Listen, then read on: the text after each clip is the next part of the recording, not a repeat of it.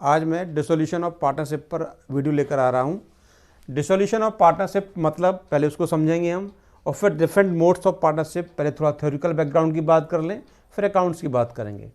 तो dissolution of partnership और dissolution of partnership firm दो अलग टर्म है, दोनों में बहुत डिफरेंस है। डिसोल्यूशन ऑफ पार्टनरशिप मतलब होता है कि फर्म कंटिन्यू रहेगी, सिर्फ पार्टनर के बीच का एक रिलेशनशिप चेंज हो जाएगा। मगर डिसोल्यूशन ऑफ पार्टनरशिप फर्म का मतलब है कि फर्म ही डिसॉल्व हो जाएगी, सब कुछ खत्म हो जाएगा, बिजनेस खत्म हो जाएगा, फर्म कंटिन्यू नहीं रहेगी। तो इसका मतलब है कि पार्टनरशिप ऑटोमेटिक खत्म हो जाएगी।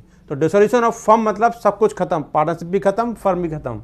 मगर डिसोल्यूशन ऑफ पार्टनरशिप मतलब फर्म खत्म नहीं हो रही है, सिर्फ उनके बीच का रेशियो चेंज हो रहे हैं, रिलेशनशिप चेंज हो रहा है, मगर फर्म कंटिन्यू रहेगी। अब हम बात करेंगे मोड ऑफ डिसोल्यूशन, डिसोल्यूशन करने की होने की कौन कौन सी कंडीशंस हैं। तो सबसे पहला है बाय म्यूचुअल एग्रीमेंट। यदि उनके एग्रीमेंट की बात है, उनके बीच में पार्टनरशिप डीड में ये है कि हम आपस में मिलकर के सब लोग इसको ख़त्म कर सकते हैं, और सब मिलकर के वो बात कर रहे हैं और सब सहमत हैं पार्टनर आपस में, तो फर्म को ख़त्म करा जा सकता है। दूसरा केस आ रहा है कंपल्सरी डिसोल्यूशन।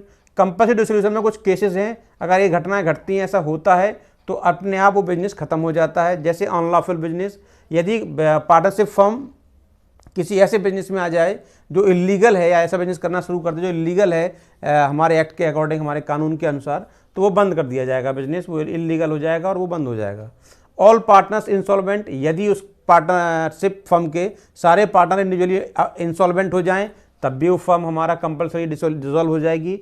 या सारे ना हो तो एक को छोड़कर सारे हो जाएं, तो फिर एक अकेला करेगा क्या, तो वो पार्टनरशिप बनेगी नहीं फिर, इसलिए वो भी इंसॉल्वेंट अगर हो जाता है, सब इंसॉल्वेंट हो जाए एक को छोड़ करके, तब भी पार्टनरशिप हमारी कंपलसरी डिसॉल्व हो जाएगी। तो ये पॉइंट हमें ध्यान रखने हैं। फिर उसके बाद है बाय नोटिस। इसमें यह है कि यदि कोई पार्टनरशिप में ऐसा है कि इट एट विल, पार्टनरशिप यदि विल पर बनी हुई है कि, और ये कहा गया है उसमें एग्रीमेंट के अंदर होना चाहिए पार्टनरशिप डीड में, कि यदि कोई पार्टनर की इच्छा है, वो पार्टनरशिप एट विल है, तो उस केस में क्या होगा कि कोई भी एक पार्टनर सिंपल एक नोटिस दे करके बाकी पार्टनर्स को, फर्म को ख़त्म कर सकता है। लेकिन वो तभी होगा जब partnership will be at will.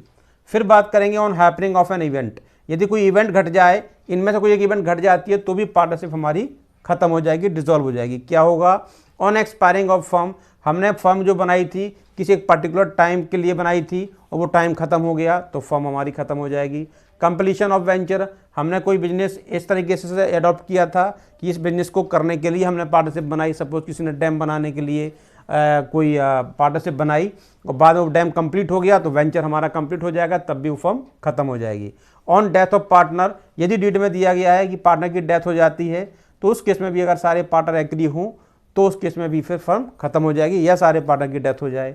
On adjudication of insolvent, insolvent मतलब ये होता है कि एडजुडिकेशन मतलब किसी पार्टनर को इंसॉल्वेंट डिक्लेयर कर दिया जाए कोर्ट के द्वारा, जज के द्वारा, तो उस केस में भी, और उसके सारे अधिकार खत्म कर दिए जाएं, तो उस केस में भी पार्टनरशिप फर्म खत्म हो सकती है। फिर बात आ रही है बाई कोर्ट। कोर्ट को भी पावर है पार्टनरशिप को कंपलसरी खत्म करने के लिए। 5 पॉइंट्स हैं इसके। पहला मान लेते हैं कि partnership is of unsound mind. यदि कोई पार्टनर अनसाउंड माइंड मतलब होता है कि मेंटली वो हेल्थ, उसकी मेंटल हेल्थ प्रॉपर नहीं है, वो he is not able to take decision properly, तो उस केस में फिर इसको पार्टनरशिप को ख़त्म करा जा सकता है कोर्ट के द्वारा।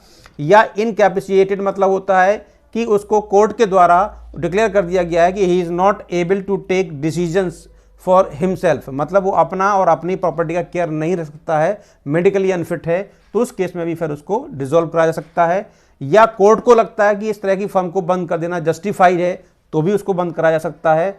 गलती ऑफ मिसकंडक्ट, यदि कोई पार्टनर या एक से ज़्यादा पार्टनर किसी गलत तरीके के काम में पाए जाते हैं, मिसकंडक्ट में पाए जाते हैं, तो उस केस में भी कोर्ट के द्वारा उसको डिसॉल्व किया जा सकता है। और एग्रीमेंट ब्रीच्ड, यदि किसी एक पार्टनर ने या आपस में सारे पार्टनर ने मिलकर के आपस के एग्रीमेंट को तोड़ दिया है, वो एक दूसरे को फॉलो नहीं कर रहे हैं, तो उस केस में भी कोर्ट बीच में आकर के पार्टनरशिप फर्म को ख़त्म कर सकती है। तो these are the different modes जिसमें पार्टनरशिप को ख़त्म किया जा सकता है।